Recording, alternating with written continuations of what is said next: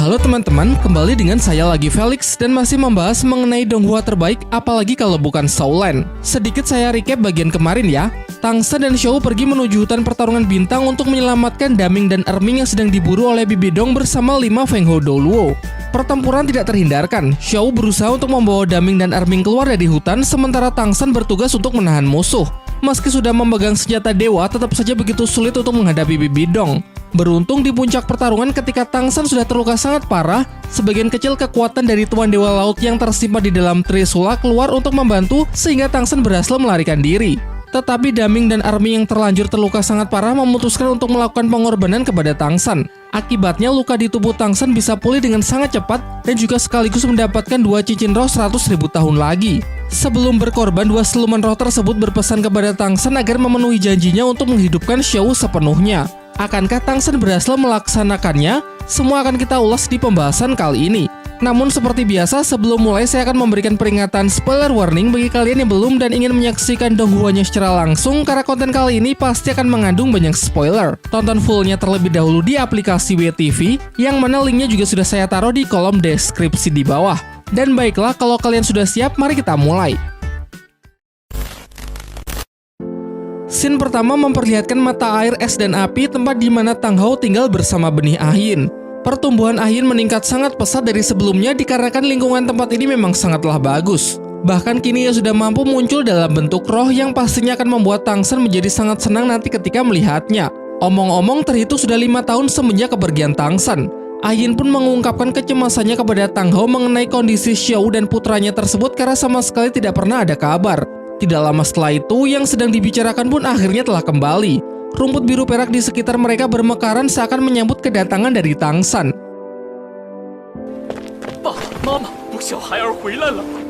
Setelah berpelukan untuk melepaskan rasa rindu, Tangsen mengatakan bahwa ia masih harus melakukan suatu hal yang sangat penting, dan setelah berhasil maka mereka baru bisa benar-benar berkumpul satu keluarga. Sebagai mantan siluman roh, Ayin nampak cukup terkejut ketika melihat 5 cincin roh merah 100.000 tahun milik Tangsen. Namun Tangsen meyakinkan ibunya kalau hanya satu dari kelima cincin roh yang ia dapat dari membunuh siluman roh itu pun dari siluman roh yang sangat jahat. Sedangkan 2 cincin roh merah yang lain adalah pemberian dari Tuan Dewa Laut dan 2 lagi adalah hasil dari pengorbanan Erming dan Daming. Ahin pun juga sama sekali tidak menyalahkan Tangsen karena putranya tersebut pasti sudah melalui penderitaan yang sangat panjang. Tang Hou kemudian bertanya sekali lagi apakah Tangsen benar-benar sudah siap untuk kembali menghidupkan Xiao, mengingat resikonya yang sangat tinggi. Dengan sangat yakin, Tangsen pun menjawab bahwa ia sudah memikirkannya dengan matang. Ia sangat mencintai Xiao, bahkan meskipun ia harus mengorbankan semua yang ia miliki, ia pun juga tidak akan ragu sedikit pun. Proses menghidupkan kembali Xiao pun dimulai. Dalam flashback, Bosaisi menjelaskan bahwa untuk melakukannya dibutuhkan 5 cincin roh milik Tangsen karena kekuatan roh Xiao harus dipulihkan seperti sebelum Xiao melakukan pengorbanan, yaitu di level 50-an. Kelima cincin roh tersebut adalah 4 cincin roh awal milik Tangsen dan cincin roh ke-6 pemberian dari Xiao. Menurut Bosaisi, dengan melepas 5 cincin roh seharusnya hal itu tidak akan membunuh Tangsen. Sedangkan untuk Xiao saat menerima 5 cincin roh sekaligus mungkin cukup resiko. Tetapi tidak perlu khawatir karena ada kekuatan dari cahaya Dewa Laut yang akan membantu untuk mengurangi beban Xiao sehingga Xiao tidak akan berada dalam bahaya. Sayangnya meski dengan semua itu masih terdapat sejumlah resiko yang tidak bisa dihindari. Misalnya saja jika kekuatan cahaya Dewa Laut ternyata tidak cukup, maka ada kemungkinan proses tersebut akan mengalami kegagalan. Dan jika sudah gagal, maka Xiao tidak akan pernah bisa kembali ke bentuk manusia seutuhnya. Seperti saat ini, yaitu roh dan tubuhnya hanya dapat menyatu dalam waktu singkat. Setelah mendengar penjelasan tersebut, Tangsen meyakinkan Bosaisi bahwa ia tidak akan membiarkan terjadi kesalahan sedikit pun. Bahkan jika diperlukan, ia akan memberikan seluruh cincin roh beserta kekuatan jiwanya untuk bisa mendukung proses penghidupan Xiao. Bosaisi pun memberikan peringatan keras kalau hal itu terlalu berbahaya. Resiko melepaskan cincin roh secara paksa memang sangatlah besar karena Tangsen harus merasakan derita rohnya yang dirobek berulang kali. Terutama pada cincin roh kelima yang sudah menyatu dengan roh pelindung rumput biru peraknya. Setelah cincin roh terpisah pasti akan memberikan luka yang sangat parah, bahkan hal itu mungkin dapat merenggut nyawa Tangsen. Setelah scene flashback diperlihatkan Tangsen yang mengeluarkan tubuh Xiao dari kantong penyimpanannya dan menggedongnya menuju pusat air mata es dan api yang dinilai sebagai tempat paling baik untuk mendukung proses kebangkitannya. Beberapa scene flashback dan percakapan terdahulu diperdengarkan yang membuat suasana semakin haru serta berjalan dramatis.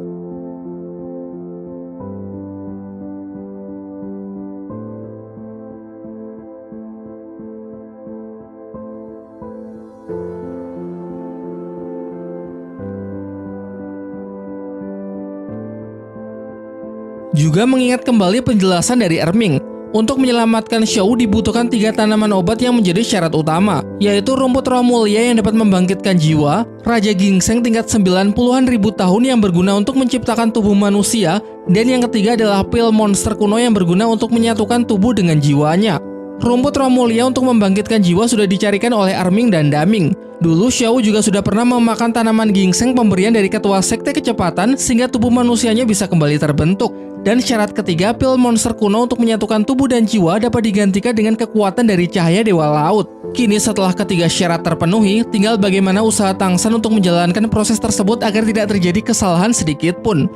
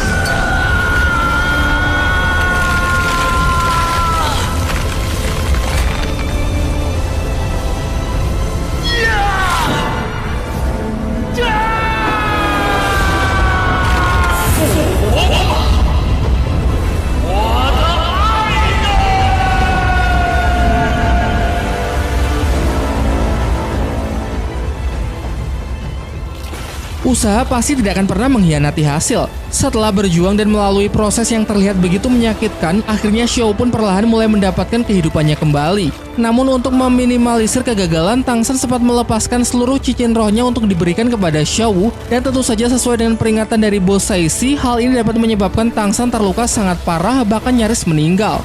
Untung saja lagi-lagi berkat cahaya Dewa Laut yang membantu untuk menopang kekuatan rohnya, Tang San masih bisa selamat, yang mana kemudian diikuti dengan penyerapan 4 cincin rohnya kembali, karena pada dasarnya Xiao memang hanya memerlukan 5 cincin roh saja. Setelah berhasil hidup kembali, Xiao segera meraih tangan Tang San untuk menyampaikan rasa terima kasihnya atas pengorbanan gila yang telah Tang San berikan. Tang San pun mengatakan bahwa penderitaan ini sepadan dengan hasil yang didapatkan.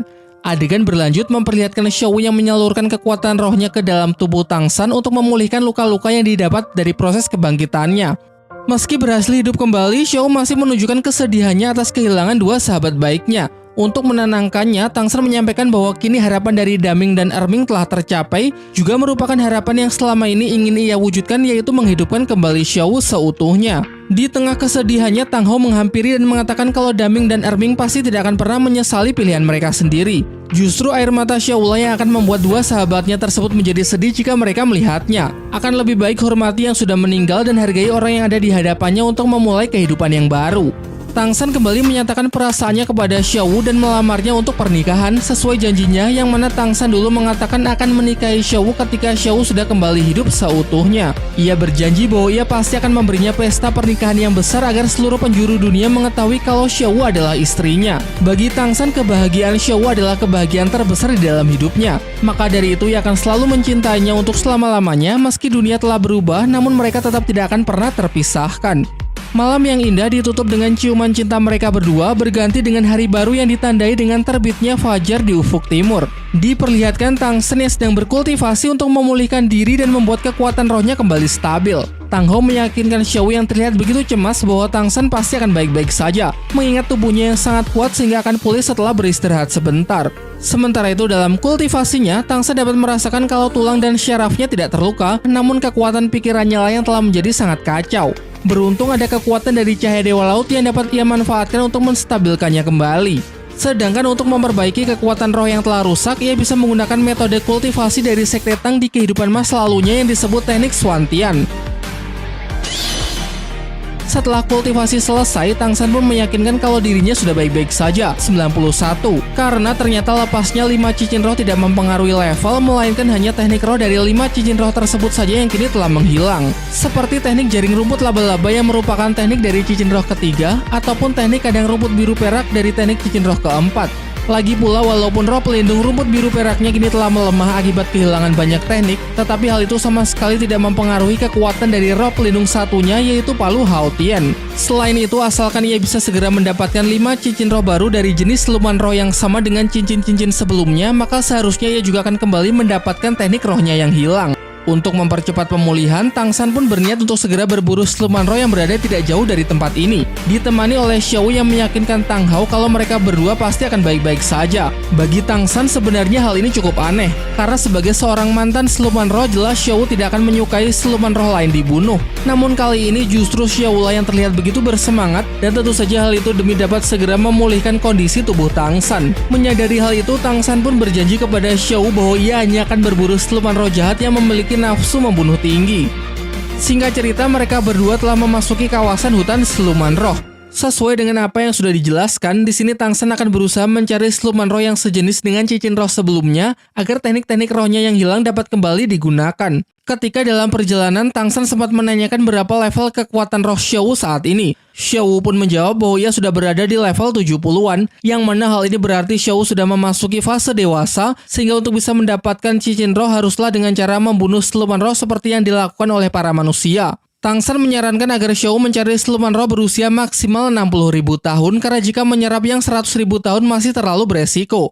Di tengah percakapan, sesosok makhluk tak kasat mata terus mengawasi mereka berdua. Tang San yang menyadarinya pun segera melindungi Xiao.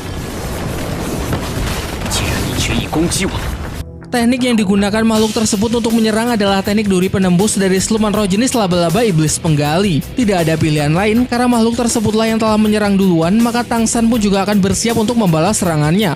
Menggunakan senjata Trisula Dewa Laut, ia berhasil memaksa makhluk tersebut untuk keluar dari tempat persembunyiannya. Terlihat seekor siluman roh jenis laba-laba penggali yang nampaknya jauh lebih besar dari siluman roh laba-laba penggali berusia 30.000 tahun yang dulu pernah ia tangkap untuk mengisi cincin roh keempatnya. Scene kemudian berpindah memperlihatkan suasana di Kekaisaran Roh Pelindung. Di dalam kepulan kabut merah, Yan si Master Roh Elemen Lava sedang berusaha keras untuk menembusnya. Barangkali kalian lupa ya, Yan ini adalah salah satu dari 3 generasi emas Kekaisaran Roh Pelindung, bersama 2 rekannya yaitu Si Yue dan Hulena. Terakhir kita lihat ia berada di kota Silu dan turut menyaksikan kehebatan Lord Tang San yang untuk pertama kalinya menggunakan senjata Trisula Dewa Laut untuk bertempur, mengalahkan seorang Feng Ho Doluo dan memaksa pihak Kekaisaran Roh Pelindung untuk mundur. Kini setelah ketidakberdayaannya dulu, ia bertekad untuk terus melatih kekuatannya agar dapat mengejar ketertinggalannya dari 7 monster Akademi Shrek. Dan pada latihannya kali ini, ia separing melawan kekuatan roh pelindung gabungan dari Si Yue dan Hulena yang sudah mengalami perubahan.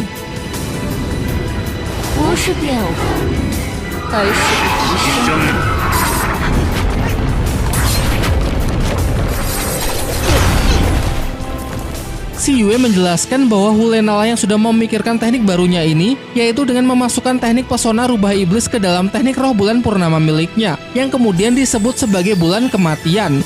Tak lama setelah itu, Bibi Dong datang dengan menyampaikan pujiannya kepada mereka bertiga yang sudah mengalami peningkatan secara signifikan, terutama teknik roh pelindung gabungan Si Yue dengan Hulena. Hulena kemudian menyarankan Bibi Dong agar tidak banyak beraktivitas dahulu karena luka yang didapat dari pertempuran sebelumnya masih belum pulih. Namun kedatangannya kali ini bukan semata-mata cuma ingin menyampaikan pujian, melainkan ia ingin memberikan sebuah misi yang sangat penting untuk mereka bertiga, sebuah misi yang ia katakan berkaitan erat dengan masa depan dari Kekaisaran Roh Pelindung. Scene kembali ke tempat Tang San yang tengah bertarung melawan siluman roh jenis laba-laba penggali yang sudah berevolusi menjadi kaisar laba-laba bawah tanah dengan kultivasinya yang melebihi 50.000 tahun. Tang San pun menjadi semakin bersemangat karena kebetulan ini adalah pilihan terbaik untuk mengganti cincin roh keempatnya.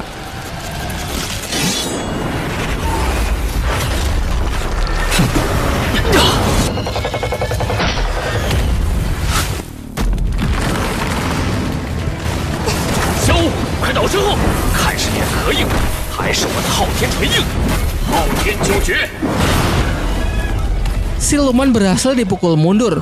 Berikutnya dirilislah teknik formasi duri skala tertentu yang memiliki karakteristik sama dengan teknik cincin roh keempat milik Tang San, yaitu teknik evolusi dari kandang rumput biru perak, formasi duri biru perak. Namun tidak perlu risau karena Tang San sangat memahami sifat dari teknik ini sehingga ia bisa mengantisipasinya. Untuk itu ia pun merilis salah satu teknik barunya, yaitu teknik dari tulang roh Erming yang bernama hantaman gravitasi. Teknik ini sanggup menekan musuh di bawah gaya gravitasi yang telah diperkuat hingga 20 kali lipat, dan asalkan ia bisa menghancurkan duri-duri tajam tersebut, maka formasi lawan akan dapat dipatahkan. Masih belum cukup dengan serangan barusan, Tang San merilis medan dewa pembunuh neraka Asura untuk lebih memberikan tekanan. Namun meski setelah semua itu, siluman roh tersebut masih saja dapat menyamarkan keberadaannya, yang mana bahkan kekuatan pikiran Tang San pun juga tidak mampu untuk mengunci auranya. Dijelaskan bahwa siluman kaisar laba-laba bawah tanah ini memiliki sifat yang mirip dengan siluman laba-laba berwajah manusia di hutan pertarungan bintang. Lebih spesifiknya sama-sama mempunyai teknik kamuflase yang bahkan tidak dapat dideteksi oleh kekuatan pikirannya sekalipun berada di bawah tekanan medan dewa pembunuh. Namun medan Tang San yang sekarang mendapatkan dukungan dari cahaya dewa laut, sehingga meski dapat menyembunyikan diri, monster ini hanya akan bisa tetap diam untuk menyamarkan auranya. Jangankan bisa menyerang, bahkan jika ada gerakan sedikit saja, pasti posisinya akan langsung ketahuan. Jadi dalam keadaan seperti ini, selanjutnya Tang San hanya perlu memaksanya untuk bergerak. Ia kemudian merilis teknik roh ke-8, yaitu penghancuran cermin iblis biru perak. Teknik ini sanggup menjangkau area yang sangat luas melalui efek pantulan, sehingga tidak ada lagi celah bagi makhluk apapun untuk bisa bersembunyi dalam jangkauannya. Sampai pada akhirnya teknik siluman roh 100.000 tahun milik Tang San ini membuat siluman kaisar laba-laba bawah tanah dapat merasakan ancaman yang sangat berbahaya, sehingga berniat ingin segera melarikan diri. Namun sayangnya usahanya sudah terlambat karena Tang San kini telah berhasil mengunci seluruh pergerakannya.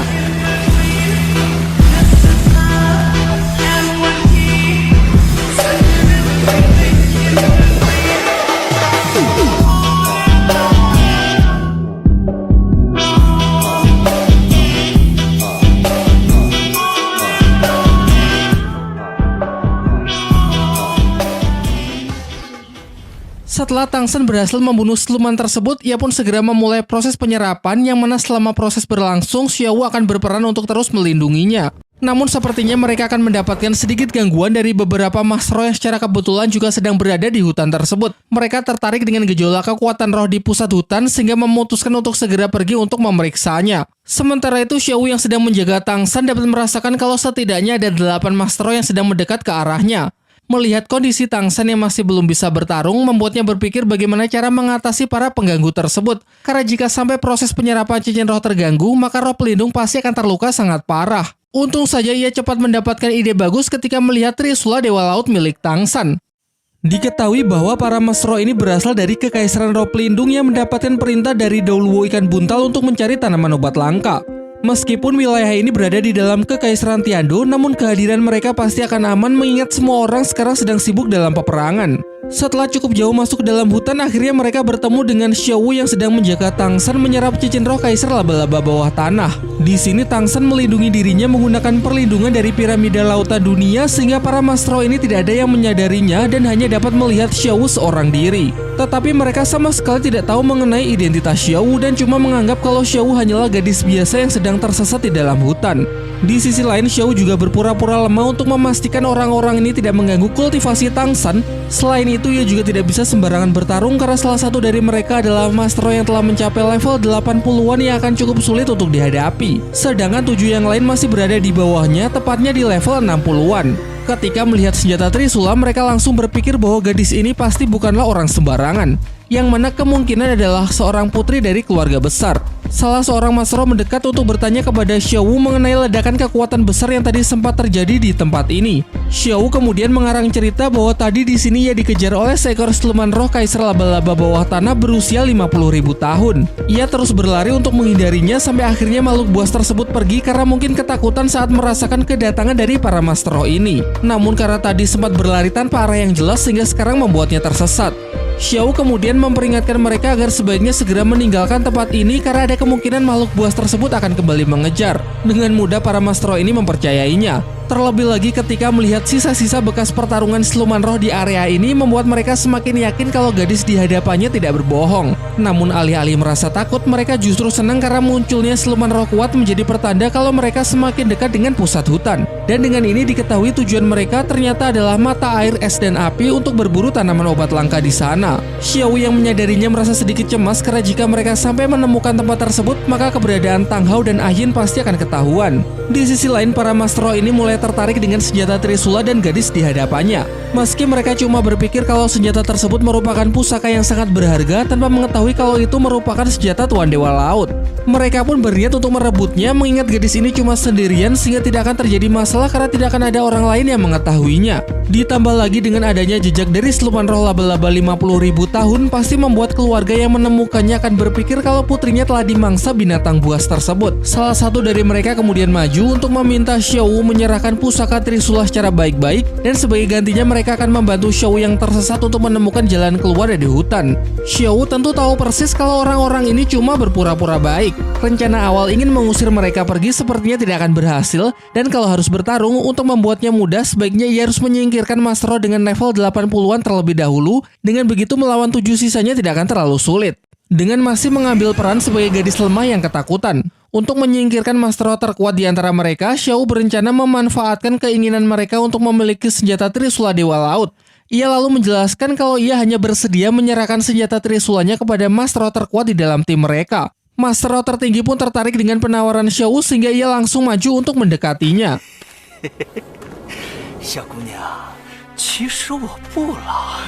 Rencana Xiao berjalan mulus. Ketika Master Roh tersebut sudah cukup dekat, ia menendang Trisula Dewa Laut agar jatuh menimpanya.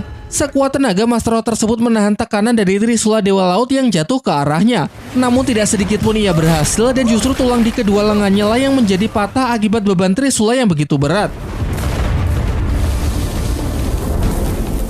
Kalau kalian ingat, dulu Bosaishi juga pernah menjelaskan bahwa di tangan Tangsan sebagai orang terpilih berat Trisula Dewa Laut hanya sebesar 54 kg. Namun jika dipegang oleh orang lain beratnya akan langsung naik drastis menjadi berat sebenarnya yaitu 54.000 kg. Master Roh tersebut pun langsung tewas seketika akibat beban berat serta radiasi dari cahaya Dewa Laut yang langsung sanggup menghancurkan tubuhnya. Menyaksikan rekannya tewas, 7 Master Roh lain pun serentak maju untuk menyerang Xiao. Namun ketujuhnya hanyalah Master Roh yang memiliki level di bawah Xiao sehingga dapat Xiao atasi tanpa mengalami kesulitan.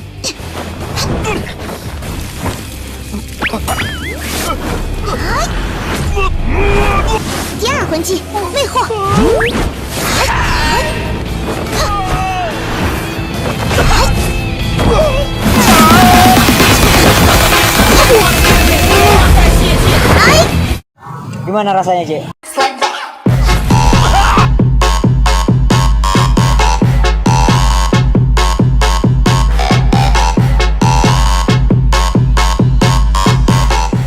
Sadar bahwa gadis ini bukanlah tandingan mereka, semuanya pun serentak berniat untuk melarikan diri.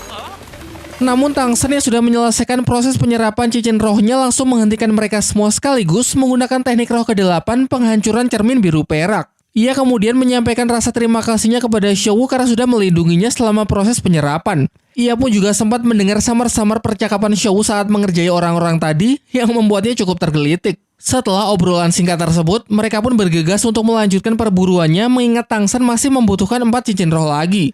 Di saat yang bersamaan tanpa mereka sadari terlihat mata binatang buas di balik semak-semak yang tengah mengintai mereka.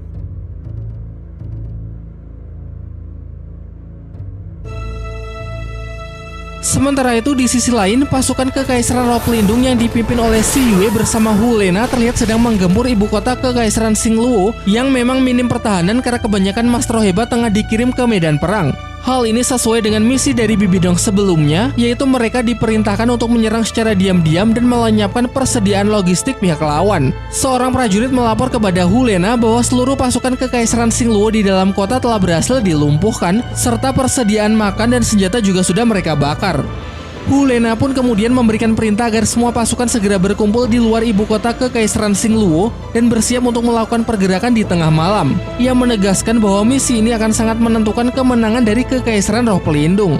Xin kemudian berpindah ke kota Silu, markas dari aliansi Kekaisaran Tiando dan Kekaisaran Xingluo. Kaisar Suebong menerangkan kalau pihak mereka telah cukup mendominasi perang pasca kejadian di kota Silu. Setelah itu mereka telah berhasil merebut kembali 5 kota dari tangan Kekaisaran Roh Pelindung. Selain itu garis pertahanan pasukan aliansi juga telah berkembang pesat sehingga jika terus seperti ini tidak lama lagi kemenangan sudah berada di depan mata. Tetapi kemungkinan buruknya, pihak dari Kekaisaran Roh Pelindung yang cuma terus bertahan tanpa melancarkan serangan balasan justru menjadi hal yang cukup mencurigakan. Dan benar saja, di tengah diskusi mereka datanglah seorang prajurit yang membawa rekannya dengan luka yang sangat parah. Ia menjelaskan bahwa Kekaisaran Roh Pelindung ternyata mengutus sejumlah pasukan untuk memutari garis depan dan secara diam-diam masuk ke area ibu kota Kekaisaran Xingluo dari hutan samping dengan tujuan menghancurkan pasukan di dalam kota serta melenyapkan persediaan logistik. Kaisar Xingluo pun akhirnya memahami rencana dari Bibi Dong. Bibi Dong ingin memaksanya memundurkan pasukan untuk dikirim sebagai bala bantuan di ibu kota agar dapat melemahkan kekuatan tempurnya di garis depan. Menjadi dilema untuk bisa mengambil keputusan yang tepat. Jika mengurangi pasukan tempur di garis depan akan kesulitan menahan pasukan musuh sehingga dikhawatirkan situasi perang akan kembali menguntungkan Kekaisaran Roh Pelindung. Sementara itu, di perbatasan antara Kekaisaran Xingluo dengan Kekaisaran Tiando terlihat situasi yang cukup tenang. Beberapa prajurit tengah berlatih agar siap dikirim ke medan perang, sementara yang lain menyiapkan berbagai macam kebutuhan logistik. Di wilayah ini juga mendapatkan penjagaan dari Dai Mubei bersama Dai Wesi. Kabar mengenai Kekaisaran Roh Pelindung yang menyerang ibu kota juga sudah sampai di telinga mereka. Menurut Dai Mubei, dengan kekuatan pasukan yang dipimpin oleh Hu Lena dan Xi Yue memang tidak mustahil sanggup menerobos ibu kota dengan cukup mudah. Untung saja ayah mereka bertindak cepat untuk mengirim surat kepada 3 kota tetangga supaya bisa menambah bala bantuan. Selain itu, beberapa prajurit di garis depan juga telah ia perintahkan untuk segera pulang. Dai Wesi dan Su Yun berniat untuk segera menyusul. Namun Dai Mubei memutuskan dirinya tetap tinggal di perbatasan karena meski di sini sudah cukup terkendali, tetapi garis pertahanan dinilai masih belum cukup kuat jika sampai mendapatkan serangan dadakan. Dai Wesi kemudian mengatakan bahwa ia sama sekali tidak menyangka kalau mereka berdua yang sejak dahulu saling bermusuhan pada akhirnya bisa berjuang bersama. Ia pun juga menyampaikan kekagumannya kepada adiknya tersebut yang telah berkembang pesat, terutama sekembalinya dari Pulau Dewa Laut. Siapa sangka bocah yang dulu cuma bisa membangkang dan menggoda para wanita kini telah berubah menjadi sosok pemimpin yang luar biasa. Pembicaraan pun kemudian mengarah ke pembahasan Dai Mubei yang secara resmi telah diangkat menjadi putra mahkota Kekaisaran Xingluo. Dai Wesi mengatakan kalau posisi tersebut memiliki tanggung jawab yang begitu besar sehingga jika Dai Mubei sampai lalai pasti ia akan mengambil posisi tersebut. Dengan nada bicara yang rendah, Dai Mubei menjelaskan mengenai pemikirannya untuk menyerahkan tahta. Selama 4 tahun di Pulau Dewa Laut, ia melihat dunia yang benar-benar jauh berbeda. Membuatnya kini mengerti bahwa di dunia ini masih banyak orang-orang yang sangat hebat sehingga ia ingin menjelajahinya lebih jauh lagi. Untuk itu, Dai Mubei berniat untuk menyerahkan masa depan dari Kekaisaran Xingluo kepada Dai Wesi. Terlebih lagi selama 4 tahun ia pergi, kakaknya tersebut telah cukup membuktikan kemampuannya dalam membantu sang ayah memimpin kekaisaran. Mendengar penjelasan dari adiknya, Dai Wesi mengatakan kalau ia masih belum mengerti. Selama bertahun-tahun Dai Mubei telah berusaha keras untuk melawannya demi memperebutkan posisi pemimpin sampai akhirnya ia baru mengakui kemampuan dari adiknya tersebut pada event turnamen Akademi Master Roh Elite. Hingga ketika sang ayah memutuskan untuk memilih Dai Mubei sebagai putra mahkota Kekaisaran Xingluo, ia pun juga dapat memahaminya. Namun setelah perjuangan sekeras itu, bagaimana bisa Dai Mubei sekarang justru sama sekali tidak tertarik dengan posisi tersebut? Dai Mubei pun kemudian menjawab bahwa dendam mereka di masa lalu memanglah harus dilupakan. Dan sekarang alih-alih mengejar tahta, ia jauh lebih tertarik untuk mengejar posisi puncak dari seorang master roh di dunia Douluo. Pembicaraan pun ditutup dengan keduanya yang saling mengutarakan janji. Dai Mubei akan berusaha keras untuk mencapai tujuan barunya tersebut, sedangkan Dai Wesi berjanji bahwa ia akan mengurus Kekaisaran Xingluo tanpa mengecewakan adiknya tersebut. Di sisi lain, Tangsan ditemani Xiao masih berusaha keras untuk berburu siluman roh demi memulihkan kekuatannya, yang mana di saat yang bersamaan pasukan dari Kekaisaran Roh Pelindung yang dipimpin oleh Hu Lena dan Xi Yue masih melaksanakan misinya untuk melancarkan serangan tengah malam.